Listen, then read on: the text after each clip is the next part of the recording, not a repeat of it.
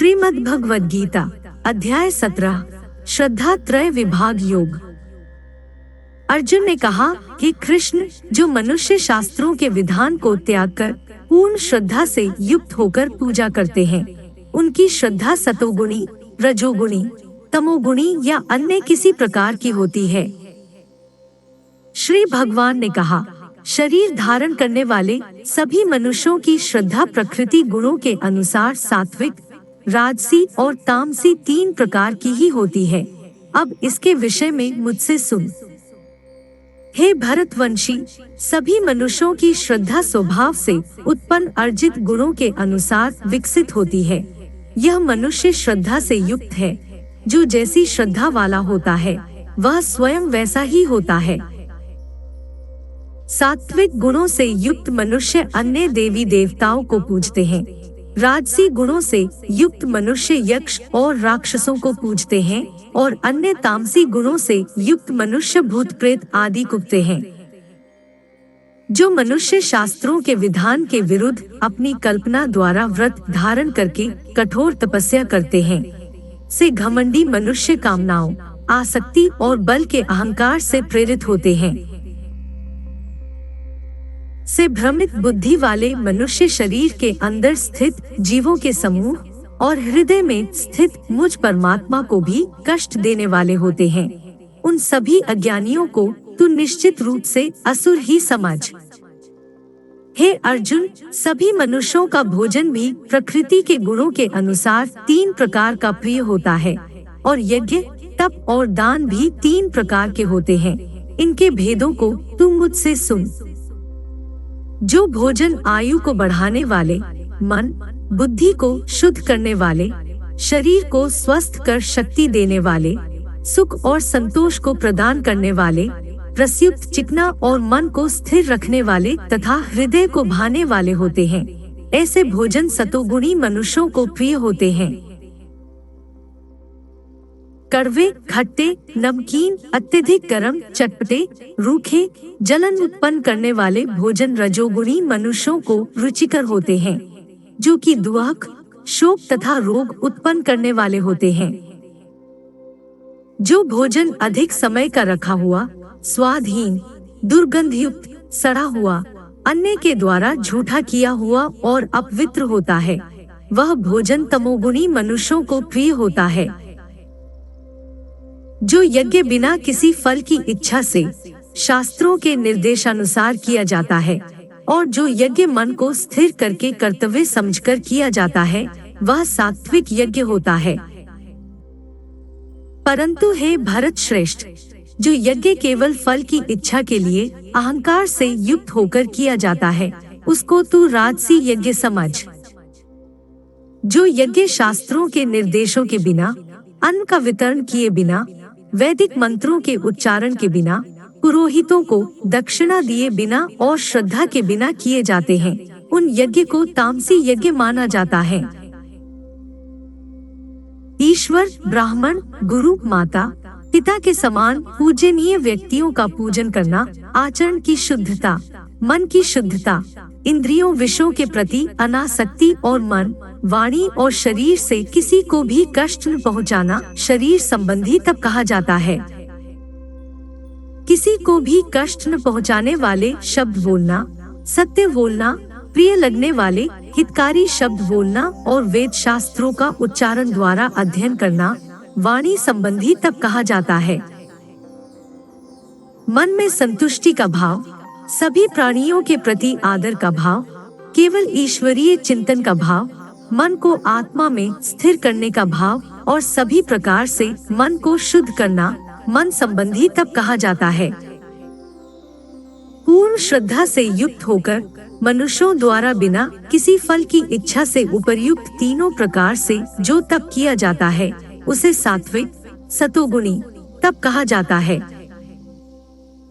जो तप आदर पाने की कामना से, सम्मान पाने की इच्छा से और पूजा कराने के लिए स्वयं को निश्चित रूप से कर्ता मानकर किया जाता है, उसे क्षणिक फल देने वाला राजसी, रजोगुणी तप कहा जाता है। जो तप मूर्खतावश अपने सुख के लिए दूसरों को कष्ट पहुंचाने की इच्छा से अथवा दूसरों के विनाश की कामना से प्रयत्न पूर्वक किया जाता है, उसे तामसी तमोगुणी तप कहा जाता है। जो दान कर्तव्य समझकर बिना किसी उपकार की भावना से उचित स्थान में उचित समय पर और योग्य व्यक्ति को ही दिया जाता है, उसे सात्विक सतोगुणी दान कहा जाता है। किंतु जो दान बदले में कुछ पाने की भावना से अथवा किसी प्रकार के फल की कामना से और बिना इच्छा के दिया जाता है, उसे राजसी रजोगुणी दान कहा जाता है। जो दान अनुचित स्थान में अनुचित समय पर अज्ञानता के साथ अपमान करके अयोग्य व्यक्तियों को दिया जाता है, उसे तामसी तमोगुणी दान कहा जाता है। सृष्टि के आरंभ से वो परमब्रह्म तत् वह सत शाश्वत इस प्रकार से ब्रह्मा को उच्चारण के रूप में 3 प्रकार का माना जाता है और इन तीनों शब्दों का प्रयोग यज्ञ करते समय ब्राह्मणों द्वारा वैदिक मंत्रों का उच्चारण करके ब्रह्मा को संतुष्ट करने के लिए किया जाता है। इस प्रकार ब्रह्मा प्राप्ति की इच्छा वाले मनुष्य शास्त्र विधि के अनुसार यज्ञ दान और तप रूपी क्रियाओं का आरंभ सदैव ओम शब्द के उच्चारण के साथ ही करते हैं। इस प्रकार मोक्ष की इच्छा वाले मनुष्यों द्वारा बिना किसी फल की इच्छा से अनेकों प्रकार से यज्ञ दान और तप रूपी क्रिया तत् शब्द के उच्चारण द्वारा की जाती हैं। हे पृथा पुत्र अर्जुन, इस प्रकार साधु स्वभाव वाले मनुष्यों द्वारा परमात्मा के लिए सत शब्द का प्रयोग किया जाता है तथा परमात्मा प्राप्ति के लिए जो कर्म किए जाते हैं उनमें भी सत शब्द का प्रयोग किया जाता है। जिस प्रकार यज्ञ से तप से और दान से जो स्थिति प्राप्त होती है उसे भी सत ही कहा जाता है और उस परमात्मा की प्रसन्नता लिए जो भी कर्म किया जाता है वह भी निश्चित रूप से सत ही कहा जाता है। हे पृथा पुत्र अर्जुन, बिना श्रद्धा के यज्ञ दान और तप के रूप में जो कुछ भी संपन्न किया जाता है वह सभी असत कहा जाता है, इसलिए वह न तो इस जन्म में लाभदायक होता है और न ही अगले जन्म में लाभदायक होता है।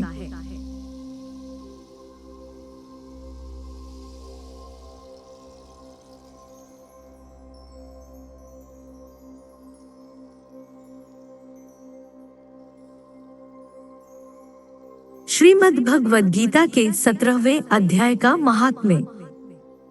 श्री महादेव जी कहते हैं, पार्वती 16वें अध्याय का महात्म्य बतलाया गया।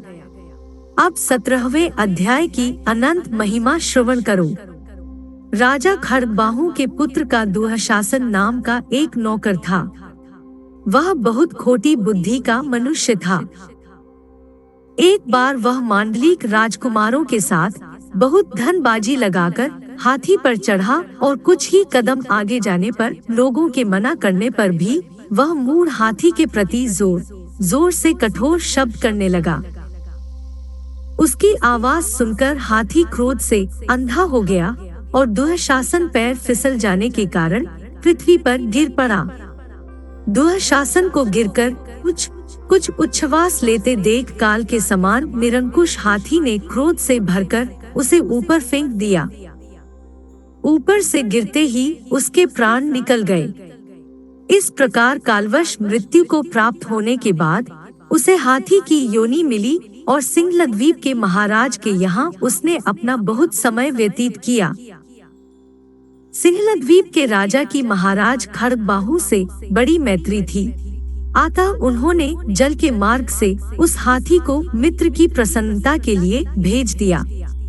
एक दिन राजा ने श्लोक की समस्या पूर्ति से संतुष्ट होकर किसी कवि को पुरस्कार रूप में वह हाथी दे दिया और उन्होंने 100 स्वर्ण मुद्राएं लेकर मालवनरेश के हाथ बेच दिया।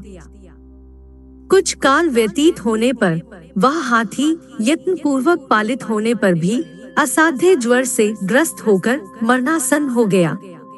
हाथीवानों ने जब उसे ऐसी शोचनीय अवस्था में देखा तो राजा के पास जाकर हाथी के हित के लिए शीघ्र ही सारा हाल कह सुनाया महाराज, आपका हाथी अस्वस्थ जान पड़ता है।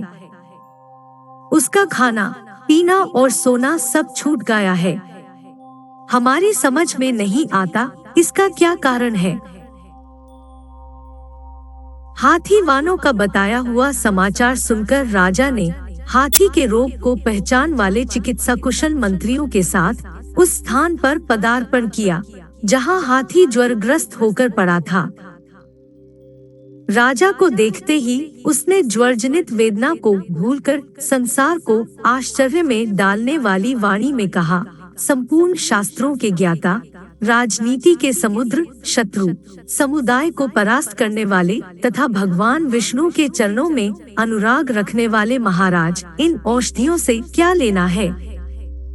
वैद्यों से भी कुछ लाभ होने वाला नहीं है। दान और जप सभी क्या सिद्ध होगा? आप कृपा करके गीता के 17वें अध्याय का पाठ करने वाले किसी ब्राह्मण को बुलवाइए। हाथी के कथनानुसार राजा ने सब कुछ वैसा ही किया। तदनंतर गीता पाठ करने वाले ब्राह्मण ने जब उत्तम जल को अभिमंत्रित करके उसके ऊपर डाला, तब दुःशासन गज्योनि का परित्याग करके मुक्त हो गया। राजा ने दुःशासन को दिव्य विमान पर आरूढ़ तथा इंद्र के समान तेजस्वी देखकर पूछा, पूर्व जन्म में तुम्हारी क्या जाति थी? क्या स्वरूप था? कैसे आचरण थे? और किस कर्म से तुम यहाँ हाथी होकर आए थे? ये सारी बातें मुझे बताओ।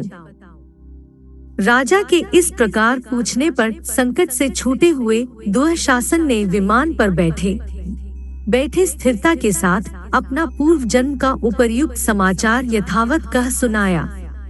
तत्पश्चात नरश्रेष्ठ मार्वरेश ने भी गीता के 17वें अध्याय पाठ करने लगे। इससे थोड़े ही समय में उनकी मुक्ति हो गई।